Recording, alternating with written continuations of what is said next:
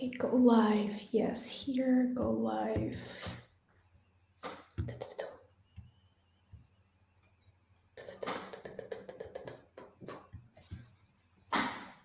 Okay, I think we're live. I'm refreshing everything. We are live. I see my face on YouTube. We're live on YouTube. And we're live on our website, are we? Just testing. Yes, we are. I mean, there's a play button. There's our face. We're live. Hey, everybody. Welcome to today's session. A very amazing, and I mean, we're treading in hot water here with Mythbuster theme, but this is gonna be fun. We're This is screwed. gonna be amazing. Hi. Yeah. So if you can hear us, just make sure type llama in the chat. Just because we have to do this all the time. But I'm sure we're good. So I'm Ânia from Etchr Studio. I know you're tired of seeing my face everywhere, but more importantly, with me today we have. Let me do like a trick here. Ta-da-da! We have Pedro Loureiro, all the way from Portugal. Hi, And everyone. we're here today we're both from Portugal, by the way. A bunch of llamas from Maine and I'm not. England, New York, Spain, hola, Minnesota, and so many, Brooklyn, Canada. Thank you all for being here with us today.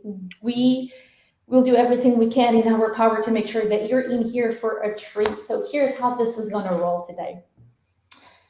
I went ahead and posted a question on our Facebook group. Join us, by the way, if you haven't yet. I'll put the link in the chat later.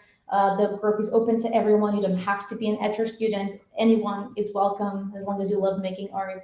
And I posted a question saying, hey, we're doing a art Mythbuster. Example, you need to have challenge to be an artist, truth or myth. And that post developed into a whole world of philosophy and amazing quotes from you. We have a lot of myths. We won't be able to cover all of them today. I think we need to make this into a series, Pedro. There's a lot of great myths. But we'll cover as many as we can. We have a limited time. We'll be here for an hour. I will shut up in a second. After the myths, we'll do a Q&A session with Pedro. So any questions you have related to sketching, to making art, he's here to answer as many as we can. And that will also roll into an introduction of the Introduction to Sketching course, because Pedro, we're launching your course this Saturday. It's all about sketching, and it's for everyone, no experience required, and we'll be talking a little bit about that as well. Okay, so let's start. I'll be checking the comment section on both the website and on YouTube. So if you have any questions for Pedro, if you want to say something, feel free to type it in the chat. I'll do my best to grab everything. Sketching is my favorite part of the process. I agree with you, Catherine. All right, Pedro, are you ready for some myth busting? Anything I you want to am say? probably not ready, but let's go anyway. So this Let's is do going to be it. we're going to try to wing it, because I did see some of the questions. Oh, hello everybody! By the way, I haven't said hello, I think. And it's great to see so many people here from USA, from Canada, there's people from all parts of the world here. All right, I think I'm just seeing the comments from the YouTube, so please help me out with this, Ânia, with the other comments from the platform. And we're going to, there's a lot of questions. There were a lot of questions, and there are some that I'm afraid to answer. There's some that the answers are like quite challenging, but there are some that are a little bit more fun, and I would like to answer all of them. I think we can even like think about something that, if we won't cover all the answers here, and we won't cover the whole discussion here, but I can write on the Facebook in the posts to answer all the remaining questions, like I can try to take an evening out and just work on that. Wow. I didn't know you had that side of you. Did you see this That's right. post lately? Those are a lot of quotes. It's a long thread. This is a completely blind commitment, so I don't I don't know. Don't do that. You'll try. Pedro will try to answer everything on the Facebook group. Okay, we're not making any promises. Mental sanity check here. All right, This is let's just say wishful thinking. Wishful thinking. All right. Oh, I see Uma is there. Hi, Uma. Uma's here. There you go. I have your artwork right here. Follow Uma, and since I'm at it, follow Pedro too. I have a thing. Here's the thing. Pedro's Instagram. Yeah, Pedro Loureiro. All right, let's start with the myths. So I'm opening my file. And let's start with the actual one that generated all the common threads. So you need to have talent to become an artist. Truth or myth? I wanted to come closer to the camera, but it's really far away. Plus, there are like sub myths or truths to this one. So I'll just add a little bit of color. Sorry, Pedro. So Michelle said, I can't make art because I can't even draw a stick figure. Libby said, only some people have artistic abilities, or you need to be an architect to be good at sketching. So those are kind of, they touch upon the same core message, which is you need to have talent to become an artist. So yeah, what are your thoughts on this sensitive topic? All right, so the first thing I can say is that all these questions are usually, it's questions that I hear lots, at least some of them. It's questions that I hear a lot, like when I'm sketching live, when I'm sketching outside, and they're usually non-artists come to me and they ask these questions, or they claim these claims. But all right, so let's try to work. And also, it's some questions that may even arise to beginner artists and even to intermediate and advanced artists as well. So it's like everybody can at some point have these questions in their minds, in their own minds. So let's try to jump right in, and we'll start with the $1 million one, which is you need to have talent to become an artist, and that's neither a myth nor a bust in my opinion, or a truth in my opinion, because I think it all comes down to what is talent for you. Talent is that term that encompasses a lot of things and a lot of different things for many people. And when people come to me, when non-artists come to me and say, "Oh, I really wanted to be an artist, or I really wanted to start sketching, but I don't have the talent for it." And when usually people think about this talent as a something that you're born with, and that depends on how you view, what your worldview is. I guess I would say I'm quite a realist in that sense, and like everything is mostly biology and psychology to me. So I guess it depends. I mean, I don't think that art and the talent in art is not ingrained in your genes or ingrained in your like early upbringing, but there are factors that might affect how good you can be with art, or how concentrated and focused you can be on art. I think that's the deal. It's like focusing on art. I mean, you can have. For me, I think the thing that I have the most that allows me to progress more in art is patience. I have the gift of patience, and that allows me to progress in my own path of art. But there are so many art forms, and there are so many styles and expressions, that I think that there is some kind of traits, biological trait or genetic trait, or like upbringing traits or upbringing conditioning, that will work for you. You just have to find your kind of art. You just have to find your style and your kind of art, and that will work for you. I'm seeing determination. That can also be a thing. In the comments, I'm seeing determination. That can also be a thing. But you can also be lazy and a good artist. I'm lazy. I'm not very determined at all. But like things happen. Things happen with the hands and with the sketchbooks and with. Anyway, it's a matter of opinion, I think. But I think it's neither a myth nor a truth. You just have to think of, what does talent mean to you? Is it something that you're born with, or is it something that you work on and develop? For me, I think it's something that you develop throughout life with a little bits and pieces of your generic characteristics, which can allow for more patience, or allow for more concentration, or allow for more like dispersion, or I think everything works. Ultimately, everything works, and you just have to find the right path for your personality, or your personality, your combination of upbringing and genetic traits. Traits and everything. Something will work for you. You just have to find out what. It might not be the thing that's in fashion at the moment, but that'll just bring you more hard work. So, and also there's externalities which will affect how talented you are, or how talented you appear. In the sense that some things might be more fashionable, some forms of art might be more fashionable in that particular time and place that you're living in. That's my short answer. I only disagree with one thing that you said. You are not lazy. For the introduction to sketching course, we had the pleasure of going to Lisbon, and Pedro was doing the whole course from morning to night time, sketching nonstop. Working so on coffee. If that's not a trait of someone who's lazy, I'm sorry, but that's not flying. So that aside, I agree with what you said, really. I think that art is a skill. If it's something that you can get better at through practice, it's a skill, and the skill is something that you develop. Yeah.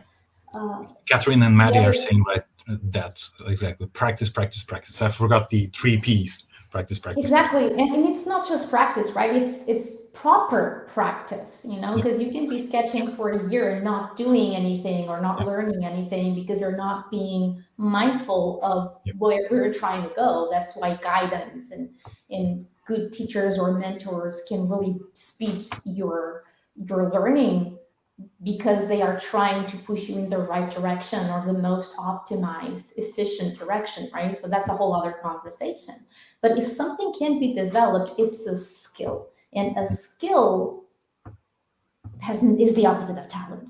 Now, I read this post from Seth Godin, whom is a marketer, and I love that guy. And he was talking about how maybe talent can be, if you have propensity of learning things quickly, that's a talent. That's yours. And that's going to help you with, learning art, for example. So maybe you can just learn faster. I would argue also to learn some things quickly, because I think I learn quickly, like everything, or most things related to art and languages. But other things I drag. So there's some paths that work for me which might not work for other people, and exactly, that's it. Because we all learn differently, right? That's the whole thing about teaching a monkey how to swim and a fish how to climb on trees. You will learn better if the learning path is better fit to your skill set, or how you perceive things, or how you progress further. So yes, art is a skill. The other day I went to daycare to pick up my toddler, and for Christmas I did little postcards of I did portraits for the educator and the staff as a Christmas thank you note. And they're like, oh my God, I wish I had the talent to do this. And I told them, you can do this, you can learn, it's something you learn. And she was so flustered. I was saying something completely out of this world, like I was a mad woman. I am a mad woman, okay? But that's true, you could learn. So yeah, I think that's all I wanted to say here. So all right, so neither myth nor truth. We're off to a good start with the stalemate here. Well, I mean, if the quote is you need to have talent to become an artist, then you don't need talent. So it's a myth, I think, I would say. Yeah, ultimately, yes. I would lean for the myth thing. So see, you guys, this is completely winging it. We didn't agree or prepare anything. We're just kind of like, oh, these are the things, and which ones can we bring up? And we just blabber online. All right, next up, selected by Pedro. Taking a photo and using it as the reference, it's kind of like cheating because you need to be there. Oh, that's a quick one to bust. Yeah. Go ahead. So also, it depends on what you're doing. If you are urban sketching and there are certain rules, not rules, but there are certain like aspects of urban sketching that has to be obeyed. And that's for that you have to be there. But even in my urban sketches, I sometimes finish them at home. So like it's a gray area. But taking a photo, and I do this all the time. I mean, for professional work, for amateur work, and like for pastime, for fun, for like I like some image. I cannot sketch right now. I take a photo, I bring back home, and I turn it into a nice watercolor, a nice sketch, and nice whatever. Or if I'm working professionally and I was commissioned to do a certain illustration, then I cannot do without reference photos, unless I have sketched that subject like a million times. But otherwise, I always need photo reference for sketching. Yeah. And that's the thing of the brain, really. One of my first drawing classes in university was the teacher asking us to draw a headless chicken, a woman, a painted woman, a tree, a train, 4 chairs, a table, and God knows what else, a frame. It was really, really odd. And then he told me I need to go to therapy because my drawing was weird. Like, come on, what would you draw with this? And pigs. And the whole point was, you don't really know how to draw them because you don't have any reference near you in your brain, for you not to get overwhelmed, unless of course you have some certain conditions, which is a thing. Your brain oversimplifies shapes, so you don't go into, you don't pass out with so much information. So you do need reference. Yeah, I remember. Sorry, but having said that, I do prefer sketching to sketch live, like to be there and to sketch. That's my personal preference. And that's like, I think it's the way that the sketch becomes a little bit more spontaneous. Of course, I probably wouldn't risk a professional commission, like being there is like, this is a one shot only. I do that on weddings. So, but like, and the wedding only happens once, and I want to be there to catch the whole spontaneity of things. But otherwise, I do prefer to be outside sketching. That's what urban sketchers are all about, and that's like capturing the moment and everything. I mean, but if you cannot finish it right then and right there, you just have to bring it home with you. Just don't let that reference photo overwhelm you. I think that should be a main takeaway. It's like, okay, reference photo, all right, but try to synthesize it. Try to like don't make it your dictator, your personal dictator. It's not the photo that's doing the art, it's you. So that will be. Mike has a great point there. So from the chat, I'm paying attention to the chat, guys. Mike says, sketching in the field is great in working on your observational skills in a dynamic environment. What are your thoughts on that, Pedro? Since we're talking about drawing from life is important, can you, since you opened that can of worms, can you just tell us why is it so important? I think it has to do with, so I give this as an example a lot. If someone commissions a portrait to me, I always ask for like not one picture, but like a lot of pictures, because I want to see I don't know that person. I want to see the 3-dimensionality of that person. And being there just solves everything, because I can see the person moving. I can see, like, even if the person is standing very still, I can see like tiny movements that give some sort of 3-dimensionality, some sort of volume to the person, instead of just being a 2D plastered image on the screen.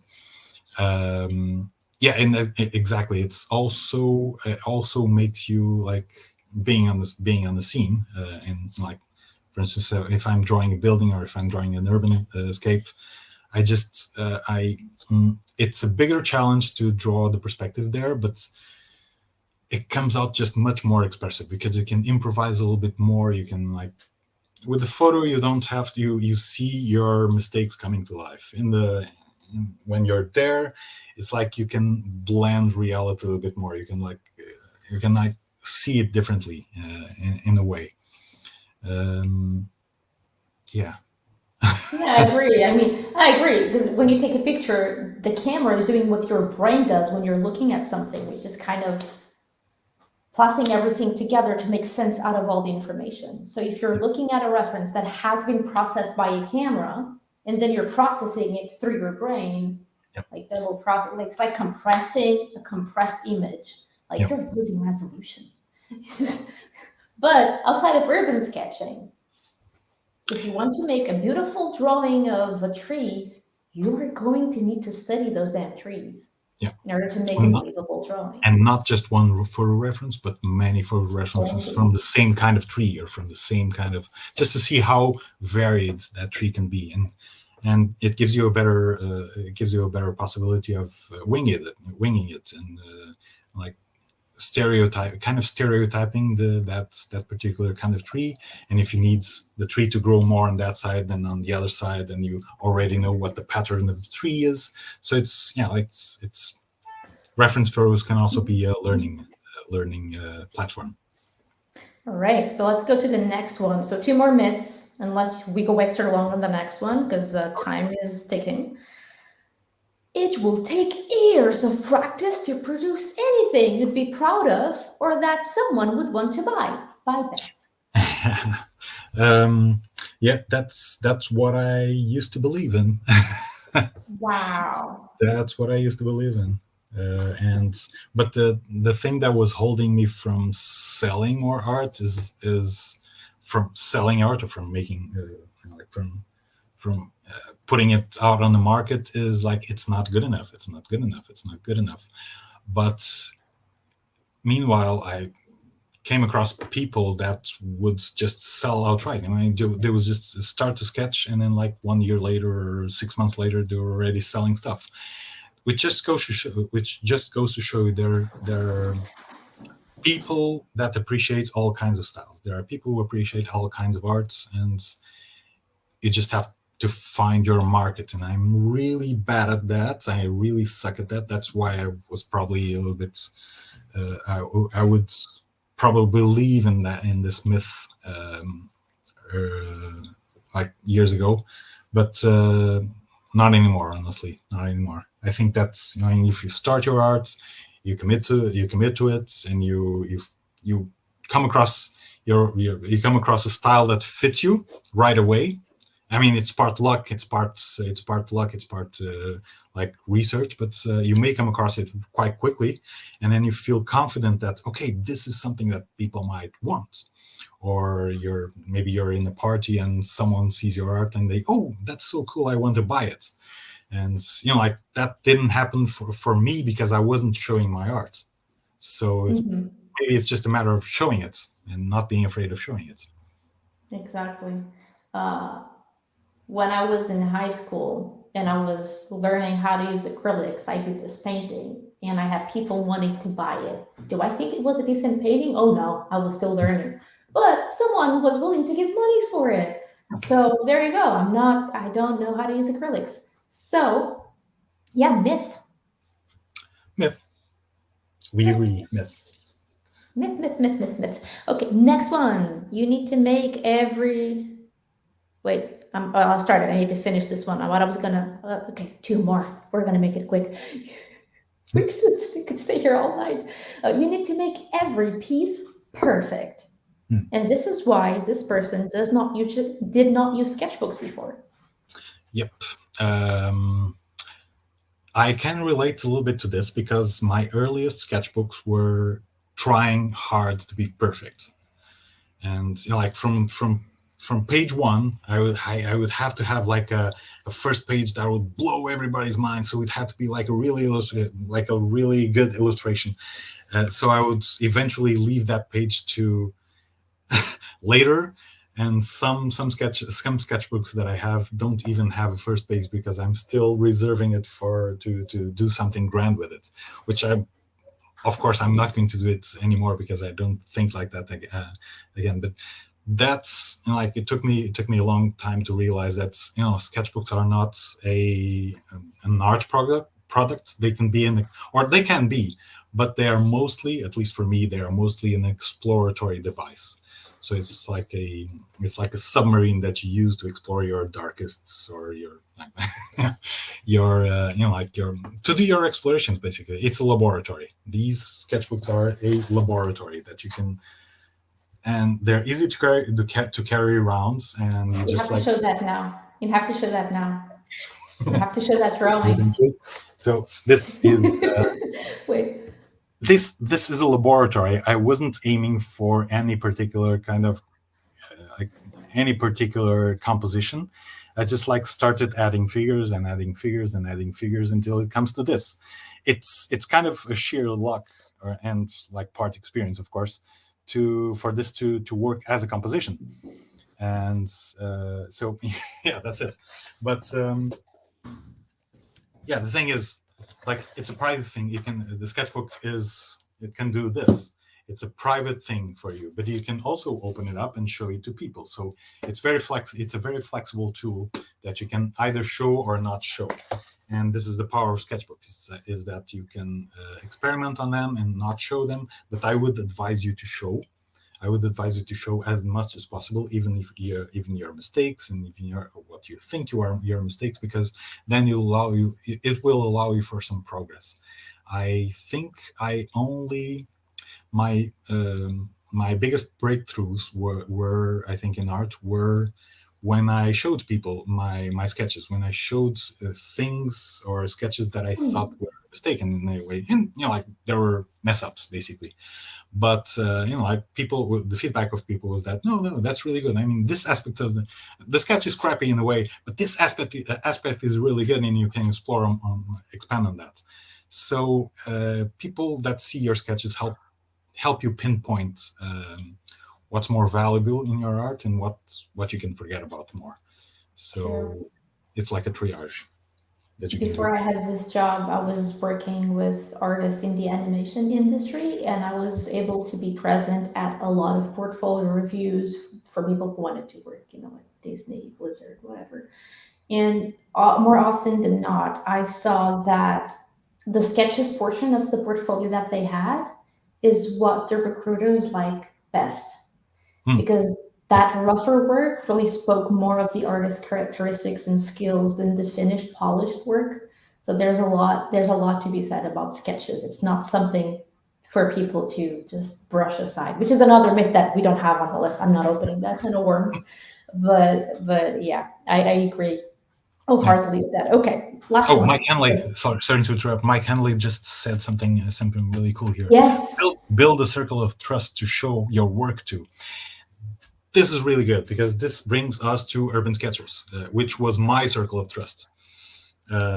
So by joining the Urban Sketchers in meetings and like in gatherings, I was able to show my art to them, and I was able to show that their art was as rich and as mistaken as mine was. So like we would all show each other sketches, and we would all learn from each other basically. And the Urban Sketchers community is really good with that, and it's free to join. So I mean, if you have a chapter in your town, please do join, because I think it was one of my biggest breakthroughs was when I joined the Urban Sketchers and had this constant. Speaking of circles of trust, Pedro, so as you probably know, if you don't, well, all good. Before launching your course, Introduction to Sketching, that launches this Saturday, we launched Laura's Watercolor for Beginners course. And every time we do a course at Etchr, we create an exclusive Facebook group just for the students that are doing that course at that time. We're doing the same for Pedro. We'll talk about the course in just a second. Something beautiful came out of it, which is the students who were in that Facebook group, some of them began to hang out more and more often, because we do have those hangouts in Zoom for them to join. And those circles of trust started to develop. So no shame here. If you're thinking about joining Pedro's course, that might happen there as well. So at least I will do what I can in that Facebook group just to make sure that there's room for that to grow. So you can also find your specific community there. And thank you, Mike, for bringing up circles of trust, because when you have a small number of people who know where you're trying to go with your art, their feedback is 10 times more valuable than someone who has no idea where you're coming from or where you want to go. Because those people feedback is packed with insights and um, direction that is meaningful to you into what you're doing. Yeah, it's really specific. Yeah, okay, last one. Right. Which one do you want to go? The last one of The the. mistakes. Mistakes. There you go. So never point out your mistakes in your artwork. Most people will never notice it, or their mind will interpret it differently and not as a mistake. Let the viewer see what they see. And this was by Michelle. All right. So um, I'm hardwired to share. I'm hardwired somehow to share my mistakes with everybody. In a sense, like I was saying, I'm lazy, and and you were saying you're not. Yeah, and that's like that's what I do. But it's well, it turned out to be a great tool. Pointing out my own mistakes turned out to be a great tool for teaching art. So I always try to, like when I'm doing a demo, I always try to point out, you see, I did a mistake there, but let's try to turn this around. So it's like we use our mistakes to teach and to show how like even the teacher does mistakes. So they're allowed, mistakes are allowed, and you have a great opportunity to show how to turn around that mistake and how things should have been differently, or how like how the whole situation could have been different. As for art learning, it's all goes back to the circle of trust thing. It's you do your mistakes, you show them around, and you'll get much more direct feedback, and much more focused and directed feedback from your peers. Badoom. Big drop. So, yes. Okay, so we're wrapping up. Okay, so it's time o'clock. I'm not saying the numbers because everybody's in a different town in the world. 7 p.m. for us. All right. So half the time is here. Let's move on to Q&A. So sketching, art making related questions only now. We're leaving the myth, truth or myth part. We can continue the conversation in the Facebook group if you guys want. Pedro kind of committed to it, so good luck there.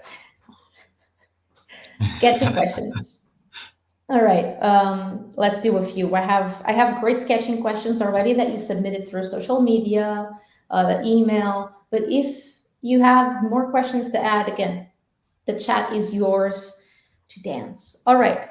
So Tomas asked Pedro, can you use black ink to paint a night scene?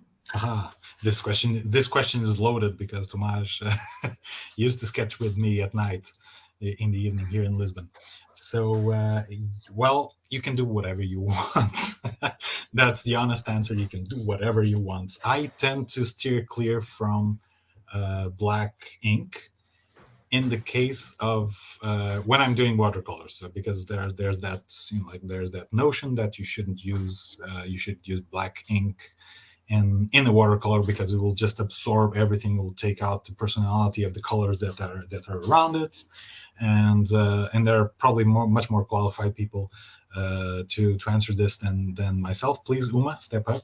And but also, like, I mean, if you're using black ink, and if it's just like a black ink sketch, which I have none surrounding me, unfortunately, then why not? I mean, it's just a matter of what's your goal, what's your purpose, what are you achieving? Are you going for a film noir kind of illustrations, and then do use black ink at night, because that's going to be needed for focus, for the white part, for the light part to shine through. If you're using watercolor, at least me personally, I would steer clear of ink and just use like dark tones like indigo or Payne's gray or something like that so that the black doesn't stand out, basically. So would you use black watercolor instead, or no black? It's not about no, the ink, it's about the black. When I get a kit with black watercolor, I use it. Yeah, I usually use it as ink. as Indian ink, basically. So I just use it standalone. I never mix it with yellow colors, but that's just like a quirk. I think I don't know of people I never saw people using black ink on watercolors. When they do, I mean, I've seen people before, and it's usually beginners. And when they do, it usually it comes out a little bit muddy. Everything turns out a little bit muddy. So I think that's why people steer clear of black watercolor. All right. Thank you. Just making sure no questions are coming up in the chat. Okay, this question is here twice. So Matty created the most intricate questions. I'm going to read Maddie's. Maddie asked, would be interested in knowing more about your materials that you use for sketching. I'm particularly interested in, do you use any brushes, or is it just graphite pencil? All right, I can show rather than tell. Yeah, let's do that. And as you're getting that ready and I get the hell out of the way, just let you know, guys know that this is part of the course. Wait, I'm trying to, where is mine? Yeah, exactly. So this is already like a spoiler to the first class in the course, which is where I show like the different kind of materials that you can use for sketching. And I usually go for pens. I started out sketching with pens, and I never let go. I never got much used to the graphite whirls. Sorry. So I just went straight for pens, straight for black ink, and I fell in love with these fountain pens. There's this American Noodlers. There's this German-made Lamy Safari. They're all really fine pens, and fine, I mean, in quality, and that's not the width of the nib. And so I only go for graphite in very specific situations. I find the most fun in pens because they are really contrasty. They really leave a mark on your sketchbook, and they are merciless. They are, like, you make a mark with the pen and it never comes out. So all your mistakes are there to show. So you can see a pattern here. I'm all up for mistakes. I'm all up for making mistakes and suffering with them and learning with them. I'm a very masochistic guy, you can say. But anyway, pens, ink, and there's a couple of brushes that I use, or maybe 3 brushes that I use for when I go outside urban sketching. This thick Japanese brush, this thinner Chinese calligraphy brush, and this Etchr number 3 for details. Etchr brush number 3 for details. So usually I go with these when I go outside. They're really torn down. I mean, there's no point here already, but I mean, I'm not going to take like a very expensive brush to go out on the street because I'm very clumsy and messy, and I usually drop these things. So it cannot be a very expensive thing. So I just use these 3 tools. When I'm in the studio, I get a little bit more fancy with my brushes and everything. But like this is usually the basic: a black pen and a couple of brushes and my watercolor kits. I think the black pen thing comes a lot from my upbringing. I grew up surrounded by comic books,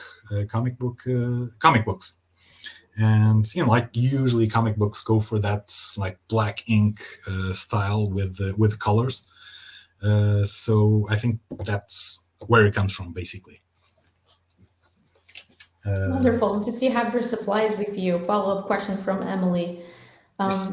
For the course in particular, Introduction to Sketching, that you're doing starting this Saturday, what does she need to prepare? Paper, size, type, pen or pencil?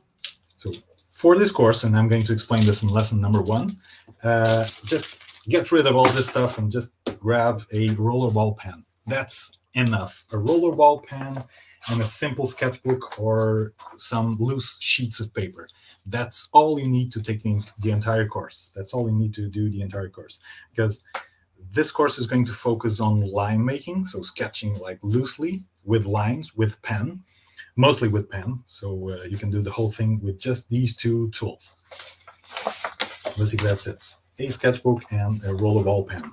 If you want to get a little bit more fancy, I'll tell you all about it in lesson number 1. So, but fancy means upgrading to like a fountain pen or a different kind of pen, or like anything that you do. Just as long as it makes a consistent line, you're good for this course. Exactly. And a reminder that this course is for complete beginners, meaning anyone who wants to learn how to sketch can join. No prior experience required. However, if you do learn a thing or two, you know how to sketch, you know how to draw, you know how to paint, you can still do the course. We're not forbidding anyone from joining. I've seen a lot of experienced artists doing beginner courses because they still get something out of it.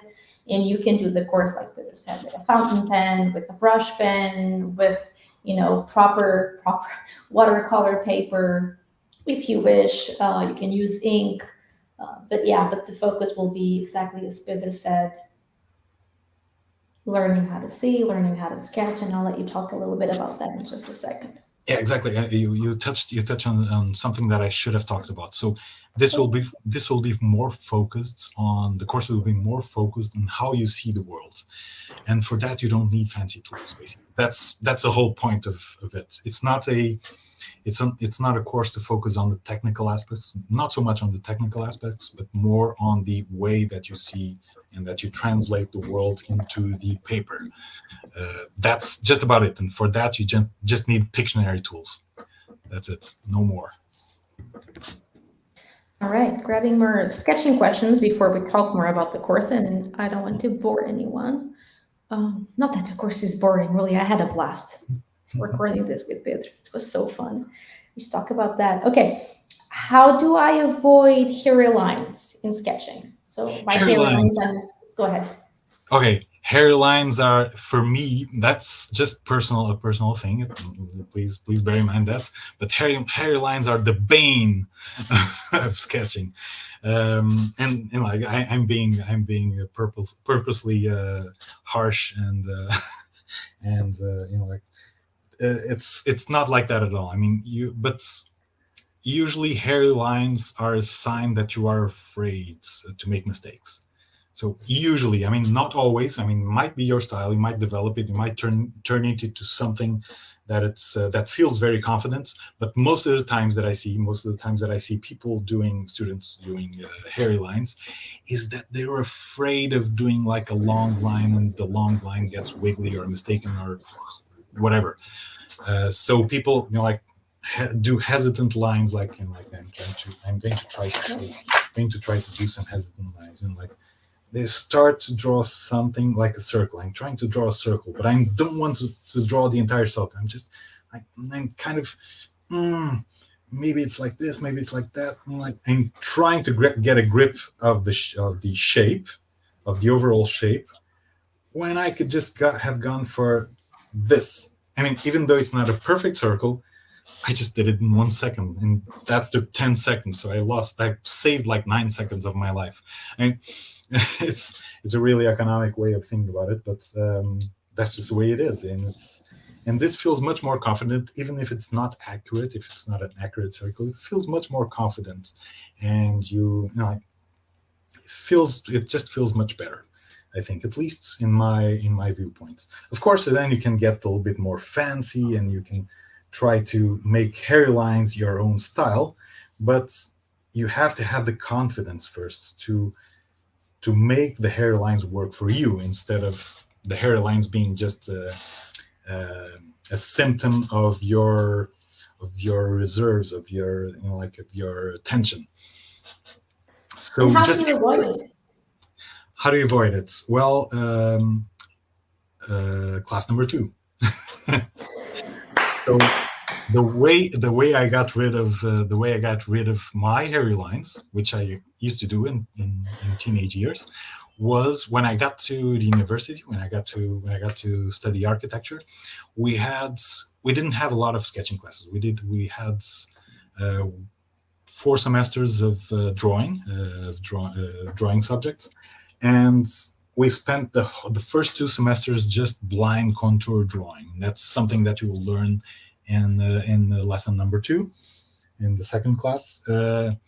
And this gives you an unmitigated confidence in your flowy lines. I will pound your head in that class to make you do a continuous line as much as possible. So you'll be beaten out. You'll be shocked out of the hairlines if you have them.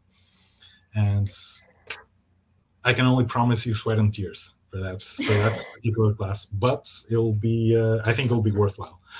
It's exaggerating. We're not going to make anyone cry, okay? Or are we? Oh my god! Oh my god! No, we're not. No one's gonna cry. Pedro's really kind of teaching. Okay, I'm just, since I see the time is running out, we still have a Yep. couple of questions on shadows, but I have an idea.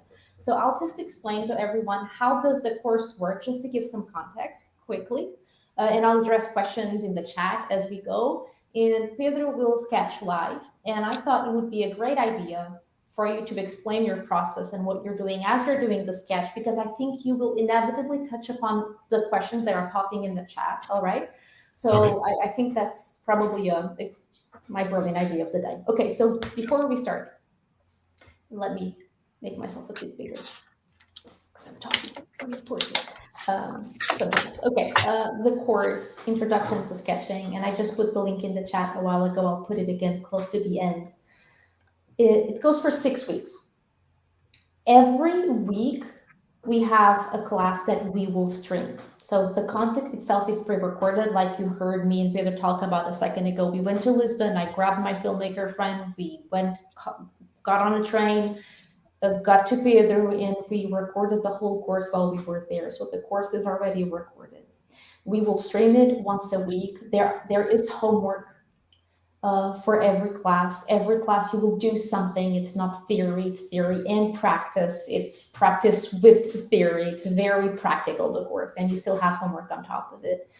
Sometimes the homework is even repeating what you did in the class, but with something that is in front of you for the reasons that we discussed today in the live Q&A, for example. And Pedro will be there for the first class and for the last one. So Pedro will not be there in every single class, but Pedro will be there all the time in the exclusive Facebook group that we have for the course. So you will be getting direct feedback from Pedro in the Facebook group throughout the whole 6 to 7 weeks. And then we have a live feedback session at the end to critique the final assignments. And Pedro will be there live. It's completely live. We will grab the homework from the Facebook group, from the email. If you don't use Facebook, completely fine. You can submit your work through email for the feedback session, all right?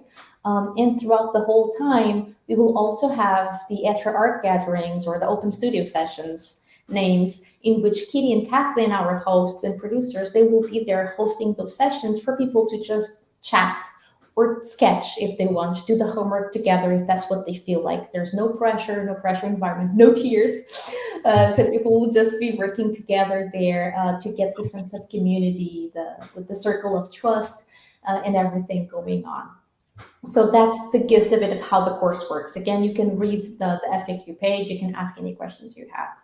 I also want you to talk a little bit, Pedro, about what you cover on each class. I prepared banners and everything, very professional, basically.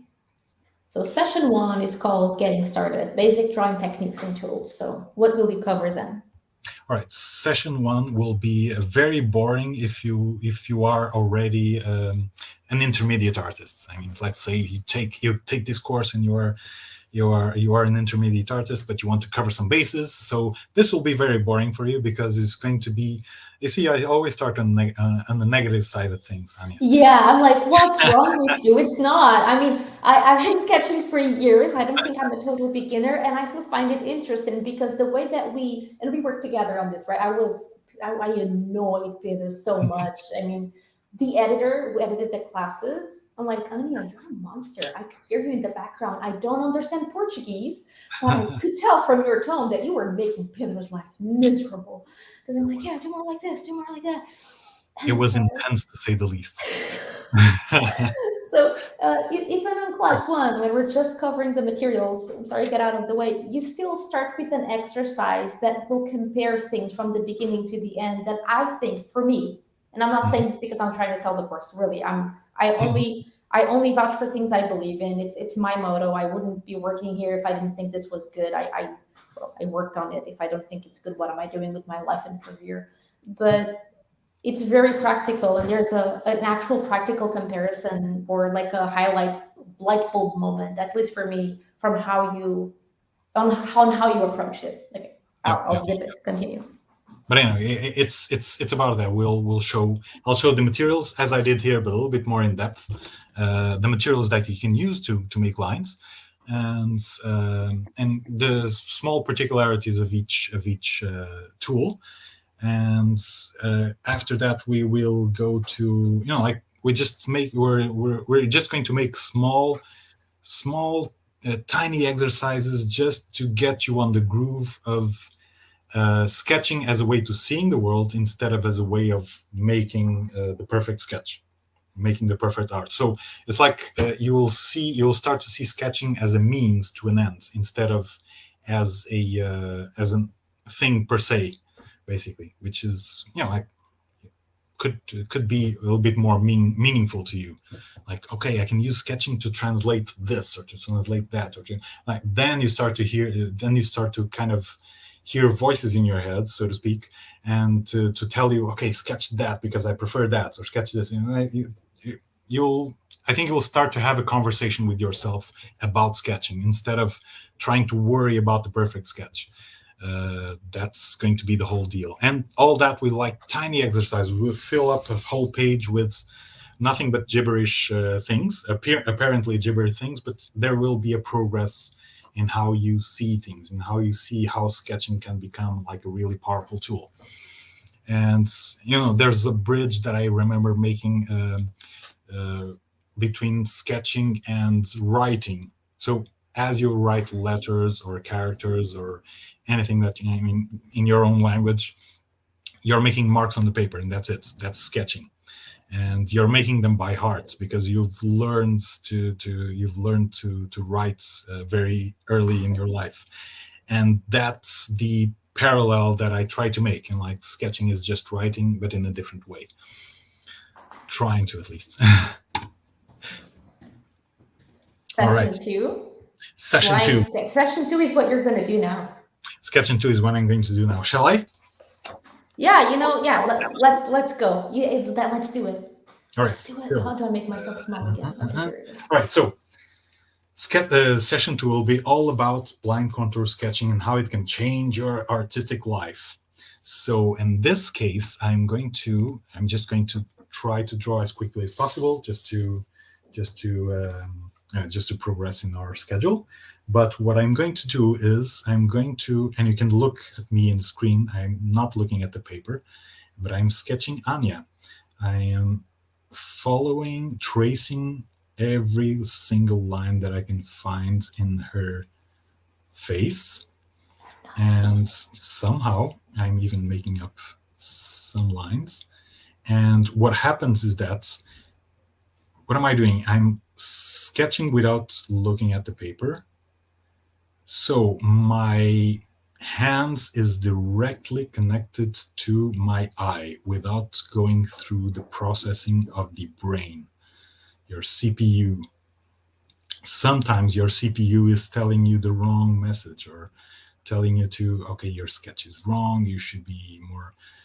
Everything should be a little bit more proportionate. Everything should be a little bit bigger. Everything should be a little bit smaller. So with blind contour drawing, you learn how to take all that noise away. It's akin to mindfulness meditation in a way. At least I like to think about that. I like to think that way.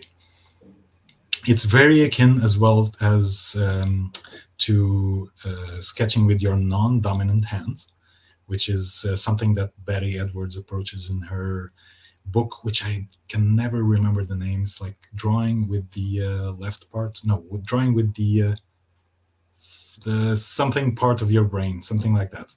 I can never remember her book, but it's the same process basically. It's like you are sketching. Oh, look at that! You are sketching without having the brain process all the information for you. So you're hardwiring the eye the hands that sketches with the eye.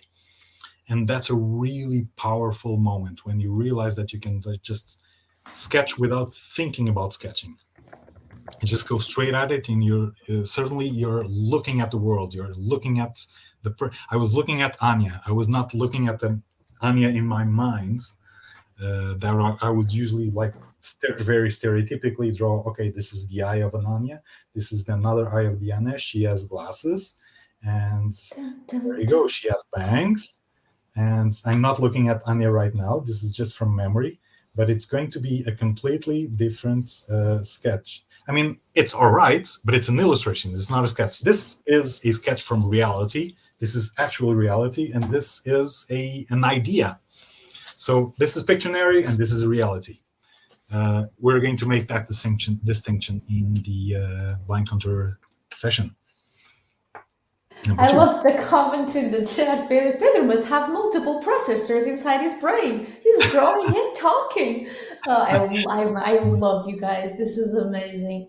Could you tell I put my hand here on purpose to make your life harder? Like this. Like, how can I show as many fingers as I can without making? Oh gosh, Doqua says I don't have a brain. That's good. That's a good start for blind contour sketching. That's that's the best place to be. And I think Jean, I hope I'm saying the name right, got the title of the book, Drawing on the Right Side of the Brain, I believe. Oh, okay. Gotcha. That's it. I love the comments. All right, thank you for the sketch, Pedro. Okay, we're close to the end, so we're just quickly go over the rest of the... All right, session 3. Session 3, there was a good comment up there with... Okay. Donna's Kelsey, I think I'm pronouncing it right, hopefully. She says, I always wonder how artists like you determine how many shading lines to add, and more importantly, where to add them. Can you address this? I do address this in session 3. So session 3 will be all about textures and shading, and how you can combine, just by using lines, and you can see here, how you can make lines work for you in terms of shading and in terms of giving volume to things, to bidimensional things. So this is kind of a bidimensional sketch still, and the way that it gains volume is through shading and texture. So this is what we're going to do in session 3. Basically, we're going to exercise with different kinds of textures. Wonderful. And then that goes to session 4, perspective and facing the blank page. Dun, dun, dun, dun. All right. So this is a class that I thought, or a kind of a method that I thought about too, because I was really getting frustrated with teaching perspective. Perspective is a hard subject to learn. There's a lot of demand for it, but it's really hard. I mean, I cannot get my way around it. Like teaching perspective, I've tried. The technical, through the technical aspect of it, like teaching the rules of perspective and the vanishing points, the horizon line, blah, blah, blah, and all that. And this is something that I thought that could be a really cool workaround. And if you're coming primed from session 2, blind contour drawing, then you'll ease into session 4, which is basically you're looking at the worlds, you're looking at things in perspective, but I will urge you to not try to think of it as perspective, but to try to think of it as a plane. So just a plane full of shapes, and those shapes are not what you think they are. So turn off your brain, and you start from if you see a building, I mean, you have a building in perspective, and you think, okay, that's a building, so that's probably a rectangle. And it's not a rectangle because you're seeing it skewed, so it's more of a rhombus shape or a diamond shape. So I'm going to show you how to do that by just looking at the real shapes that you see, and not the real shapes not the shapes that you think that objects are made of. So, and with that you will achieve a perspective without having to think about perspective. It's a bypass. It's a shortcut. Wonderful. Session 5. Almost focus your sketch and your story. All right. So this is an interesting aspect of sketching. It's the one that gives me most joy, which is using sketching as a tool to telling stories, basically, to tell the stories that you see every day. This is also one of the principles that comes from urban sketching, and is that, like, in urban sketching, you're supposed to tell the stories that surround you through sketching, and this is exactly how the class goes. I'm going to show you how you can, like, suddenly you're out in the world, you're sitting in the public bench, and you're seeing the streets and trees and buildings and people and a lot of action going on. I'm going to show you ways of filtering down that gigantic amount of information, and just focusing on what matters to that particular story that you're going to tell. So that's what it's going to be about. It's about focus and about reducing your sketch to the bare minimum that you, and exploring some fun ways of doing it as well. Is this the one where you go about negative space? Wait, that's yes, also negative space. Sorry. No, I'm just like, wait, I remember being there, yeah. And there was, and I was thinking about the actual subject. I'm like, why are you not doing the? Because this is going to be quite a long class. I think it's this. Yeah, one. It's the biggest one. The 5 and 6. 6 is the longest. Because we have that aspect of the storytelling thing, so focusing down, narrowing on your objects, on the object that you choose. But I also show you how to sketch in positive sketching and in negative sketching. Basically, what this means is that picture a scene with a couple of trees. There's buildings behind the trees, and there's a couple of trees margining bordering the building. So positive sketching would be sketching the trees in foregrounds. Negative sketching would be sketching everything but the trees, so like the space between the trees. So this is kind of a rough approach to what negative and positive sketching are, and it's also a filtering method, basically. So instead of sketching the whole thing, you just focus on the thing that matters to you in that particular moment in that place. Reducing overwhelm while making art 101. Sorry, pardon? Reducing overwhelm while making art 101. So that's like the new title of your course, Introduction to Sketching. It's just wait. Okay, next and last session, Composition 101, getting fancy with your page. All right, this is going to be a fun one. It's also a long one, but it's going to be it's fun at first, and it gets very, very painful in the end. No, it doesn't. It's not painful. Stop lying to our students. So in this one, I'm going to show you 5 tricks that I've distilled, 5 tricks, not rules, that I've distilled throughout my years of sketching and also professional illustration. Like 5 tricks that are almost bulletproof into turning a sketch into a more interesting sketch, basically. So you're going to pump your sketch with steroids on this one. And we're going to finish it off by doing an exercise that will encompass everything that we've seen so far. So basically, this will be the final exam. That's it? Yeah. That's it. That is it. We're talking a lot about composition. And what I like about the way that you structured your classes is that you're drawing as you're explaining everything, even if it's just a tiny thumbnail. So there's a visual aid to the theory that we're learning, which I think is huge when we're teaching art to artists, in my opinion.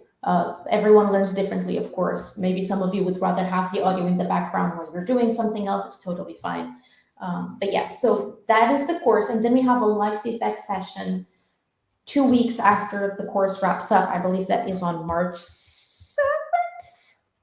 Scrolling up. Where are my dates? I don't know. You know what? Oh, gosh. It's fine because I have a link, and the link is going to send you to this page that I'm scrolling down that tells you that is on March 4th. March 4th. March 4th. So here it is. So you can find more about the course on the page, on the link that I just put in the chat. We have all the information there. You can enroll there. And now a couple of points that I also want to make sure you know. If you are a subscriber of Etchr Studio, you have access to the course. So it is included with the subscription, all right? So you just have to email us and let us know that you want to do the course, so we make sure to add you to the Facebook group, just in case you want to be in the Facebook group. You don't have to. If you are not a subscriber, you can purchase the course through the link I put there, or you can subscribe and have access to the course. The course is $72. Look at my memory, beautiful memory. $72 indeed. The subscription annually, if you want to subscribe annually, is $120. We're doing other courses this year. So Pedro's course starts Saturday. It's every Saturday for 6 weeks, and then 2 weeks later you have the live feedback session at noon Eastern. And this is in January. We're doing a course with Ian Fennelly in February, watercolor for intermediate artists, so not total beginners for this one, which I think it's a great segue from yours, Pedro, because you get the basics of sketching and looking, and then you go and you just apply watercolors and go into a little bit more detail with Ian Fennelly. We have another course in April with Cassie. Cassie draws, that's Introduction to Acrylic. And then we have one in May with Tina Hotchkiss, which is a drawing course. So it's also for beginners, but it's more focused on the drawing and not as much sketching. So again, great compliment to this one as well. And those are the ones that are confirmed. I'm working on more. And we also have the classes, of course. So just letting you know, so you make an informed decision of whether you want to buy Pedro course or you want to subscribe or subscribe monthly and pay as you go. So that's a thing. Any questions from anyone regarding Pedro's course before we head out?